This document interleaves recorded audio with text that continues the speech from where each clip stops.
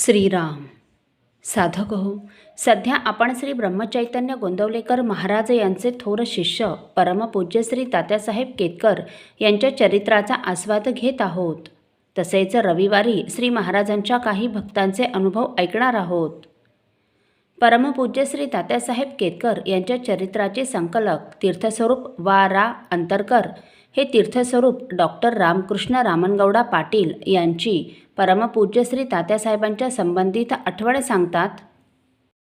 एकदा एका सद्गृहस्थाने तात्यासाहेबांना प्रश्न केला की आपण लोकांना भक्ती करायला सांगता, रामनाम घ्यायला सांगता आणि स्वतः मात्र चक्क नाटक पाहायला जाता की ज्यातील काही मंडळी तर दारूही पीत असतात. त्यावर तात्यासाहेब म्हणाले, अहो, ही सारी सृष्टी म्हणजे परमात्म्याचे एक नाटकच आहे. त्याने मांडलेला एक खेळच आहे. आपण सारे त्याची लेकरे आहोत आणि तो आपल्याकडून त्याला हवी तशी नाटके करून घेतो. आपण नाटक पाहायला जातो तेव्हा त्या पात्रांची कलेची उपासना आणि आविष्कार पाहायला जातो. त्यांचे खाजगी जीवन पाहण्याचे कारणच काय? पक्षी मातीतून दाणेच टिपून खातात तसे आपण करावे म्हणजे झाले. असो, तात्यासाहेब मोठ्यांप्रमाणे लहानांशीही खेळीमेळीने वागत. एकदा असेच ते मुलांबरोबर क्रिकेट खेळत असताना तात्यासाहेबांनी टाकलेला चेंडू खेळणाऱ्याने जोराने फटकारला. तो रस्त्यावरून जाणाऱ्या एका वयस्कर गृहस्थांना लागला. साहजिकच रागाने त्या गृहस्थाने मागे वळून पाहिले तेव्हा तात्यासाहेब म्हणाले, माफ करा, मी हा चुकून जोराने टाकला. हे ऐकून ते गृहस्थ पुढे गेल्यावर तात्यासाहेब खेळणाऱ्या मुलाला म्हणाले, आपण जरी करमणुकीसाठी खेळत असलो तरी त्याचा उपसर्ग कोणाला न होईल ही खबरदारी घेतलीच पाहिजे. असो, धनी दयाळा गोविंदा या भजनाच्या ध्रुवपदाच्या वेळी ते पुष्कळदा लहान मुलांच्या जोड्या लावून देत आणि त्यांच्या फुगड्या पाहण्यात अगदी रंगून जात. अशा वेळी दत्तोपंत काशीकर हेही अगदी तल्लीन होऊन गोविंद राधे गोविंद हे ध्रुवपद अगदी रंगून सांगत. तात्यासाहेब स्वतःही कधीकधी फुगड्यात सामील होत, कधी कोणा लहानग्याबरोबर तर कधी प्रौढाबरोबर फुगडी खेळत. तात्यासाहेबांनी अनेक आप्तेष्टांकडील लग्ने, मुंजी वा अन्य धार्मिक कृत्ये आपल्या बंगल्यात अतिशय आपुलकीने आपल्या देखरेखीखाली यथायोग्य इतमामाने पार पाडली. तात्यासाहेबांचे सौजन्य आणि दातृत्वही फार श्रेष्ठ प्रकारचे होते. महाराजांप्रमाणेच त्यांनाही अन्नदानाचे फार प्रेम. घरी आलेल्याला शक्यतो प्रसादास ठेवून घ्यायचेच. तात्यासाहेबांची उंची साधारण 5.5 फूट असून शरीर सुदृढ पण लठ्ठ नव्हे असे होते. गौरवर्ण, चेहरा तेजपुंज व मुद्रा अखंड प्रसन्न, शांत आणि समाधानी दिसे. डोळ्यात सर्वांबद्दल प्रेमभाव आणि करुणा. बाह्यदृष्टी जगाकडे असली तर अंतर्दृष्टी अखंड भगवंताकडे, महाराजांकडे आहे हेही अगदी उघडपणे कळून येई. त्यांचा पेहराव साधा पण स्वच्छ आणि ठाकठीक असे. त्यात गबाळेपणा कुठेही दिसायचा नाही. तशी छानछोकीही नसे. स्वच्छ चांगल्या प्रकारचे धोतर, वर पांढरा स्वच्छ सदरा, त्यावर कोट आणि डोकीस तपकिरी रंगाची टोपी. हातात बहुधा एक स्वच्छ हातरुमाल असे, बहुधा काठीही असे. पायात कोल्हापुरी चपला किंवा स्लीपर घालीत.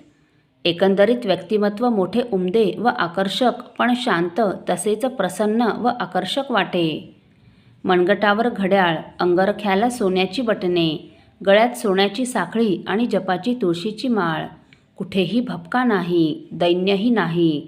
त्यामुळे सर्वांना ते हवेहवेसे वाटत. तात्यासाहेबांना त्यांच्या आयुष्यात त्यांच्या पत्नी यमुनाबाई म्हणजेच ताई यांनी अजोड सहकार्य दिले. त्या दोघांचीही योग्यता परस्परांना साजेशीच होती. रामराय व सीतामाई यांचा एक आधुनिक अवतारच म्हणावा. दोघांचीही महाराजांवर नितांत निष्ठा. संसारात अडचणी आणि आपत्ती भरपूर आल्या. अपत्य वियोग आणि ताईंना आलेले गंभीर आजार हे तर परिचितांना खूप माहीत आहेत. पण वाहू हा संसार देवापायी, किंवा महाराजांच्या शब्दात हा संसार रामाचा समजावा.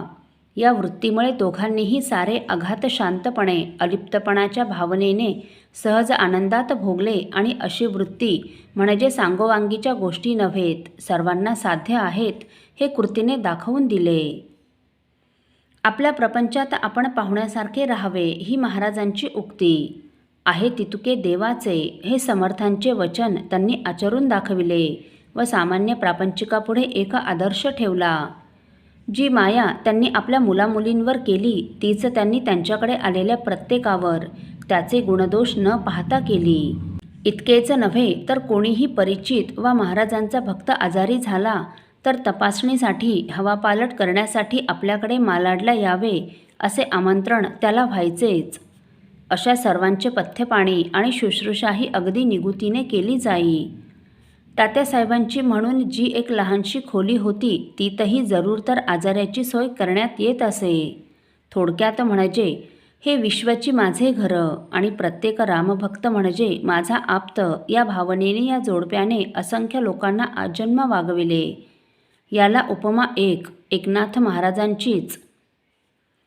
असो साधक हो, पुढील भागात देखील आपण तीर्थस्वरूप डॉक्टर रामकृष्ण रामनगौडा पाटील यांची परमपूज्य श्री तात्यासाहेबांच्या संबंधित आठवण ऐकणार आहोत. श्रीराम समर्थ. आपल्यातील कोणा श्रींच्या भक्तांना श्रींचे काही अनुभव आले असतील तर कृपया आपण मला ते 9422843253 अथवा सुनील दादांच्या 9892608401 या व्हॉट्सअप नंबरवर कळवावेत अशी नम्र विनंती. श्रीराम समर्थ.